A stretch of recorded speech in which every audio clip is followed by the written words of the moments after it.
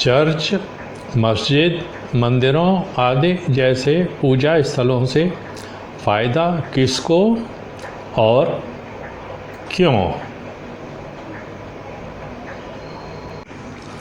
अब तक सर्वे सर्वा के प्रकट होने और पूजा स्थलों के अस्तित्व में आने की वजह हमने जानने की कोशिश की।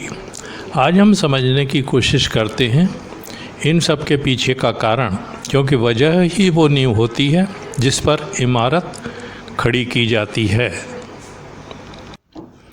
इंसान का परिवार जैसे जैसे बढ़ता जाता है उसकी ज़रूरतें भी बढ़ती जाती हैं और उसके साथ ही बढ़ती जाती है उसके मन में आमदनी बढ़ाने की ख्वाहिश। इंसान की इसी इच्छा ने उसे नए नए तरीके खोजने को उकसाया। साधारण इंसान के सामने तो इसका हल बहुत सरल था, यानी खाने को मुख बढ़ते हैं तो कमाने को हाथ भी बढ़ते हैं।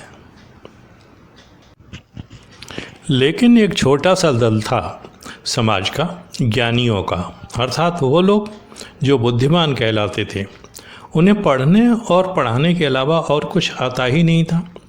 जब उनका परिवार बढ़ा तो उन पर भी अतिरिक्त आमदनी जुटाने की ज़रूरत आ पड़ी और नए तौर तरीके ढूंढना उनके लिए बहुत ज़रूरी हो गया।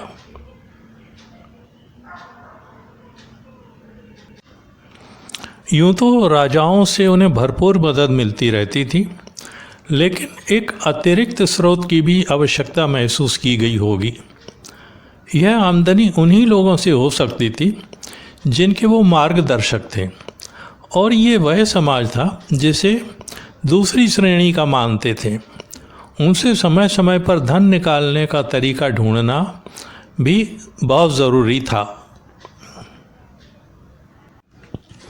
इस उद्देश्य की पूर्ति के लिए जो माध्यम उन्हें सबसे आसान लगा वह था सर्वे सर्वा का निवास महल, यानी चर्च, मस्जिद, मंदिर, जिन्हें पहले ही पूजा स्थलों में बदल दिया गया था। सर्वे सर्वा के इन निवास स्थलों को उन लोगों के लिए खोल दिया गया जिनके पास धन की अधिकता थी। ये कौन सा अंग था समाज का? ये वो लोग थे जो व्यापार करते थे, और दूसरे वो थे जो बाहुबली थे, जो अपनी ताकत के बल पर धन प्राप्त करते थे। ज्ञानियों ने एक सोची समझी साजिश के तहत इनको समझाया कि जीवन में सफलता पाने के लिए सभी को सर्वे सर्वा के स्थल पर जाकर उससे मदद की प्रार्थना करना बहुत ज़रूरी है। जो सर्वशक्तिमान हो निश्चय ही सभी उसकी कृपा पाना चाहेंगे।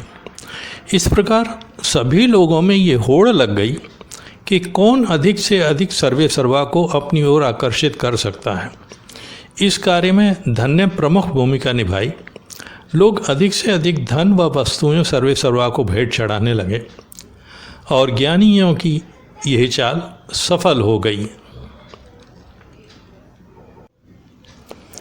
इस तरह भेंट चढ़ाया गया धन और बहुमूल्य वस्तुएं ज्ञानियों को प्राप्त होने लगीं, जिनका सर्वे सर्वा स्थलों यानी इबादत गाह पर एक छत्र अधिकार था। इबादत गिरों की संख्या बढ़ाने में उन कपोल कल्पित कहानियों का बहुत बड़ा हाथ था जो ज्ञानियों द्वारा लोगों को भ्रमित करने के लिए लिखी गई थीं और जनसाधारण के बीच प्रचलित कर दी गई थीं। हम भली प्रकार से जानते हैं कि किसी वस्तु को बेचने में प्रचार का कितना बड़ा हाथ होता है। इसी क्रम में बुद्धिजीवियों ने अनेकों कहानियों और पुस्तकों की रचना की, लेकिन उनको और भी प्रभावशाली तरीके से दिलो दिमाग पर बिठाने के लिए उन सब ग्रंथों को गॉड, अल्लाह या ईश्वर द्वारा लिखा या लिखवाया गया घोषित कर दिया गया। ज्ञानियों की ये सोच उनके अनुमान से बहुत ज़्यादा कारगर सिद्ध हुई। धीरे धीरे उन्होंने खुद को सर्वे सर्वा का एकमात्र एजेंट या संपर्क सूत्र प्रचारित कर दिया।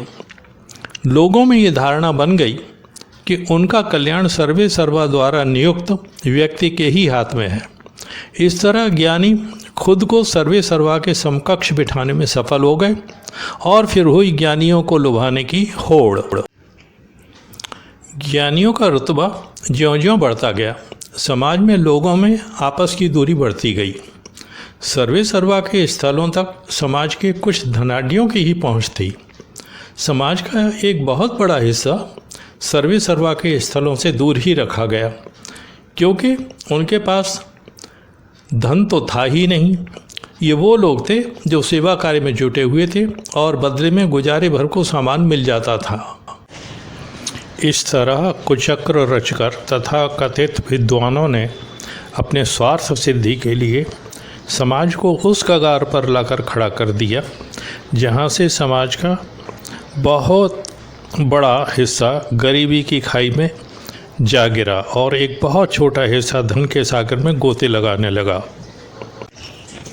आज बस इतना ही। अगले वीडियो में सत्य और छल में जीता कौन, तथाकथित धार्मिक ग्रंथों की सच्चाई और काल्पनिकता।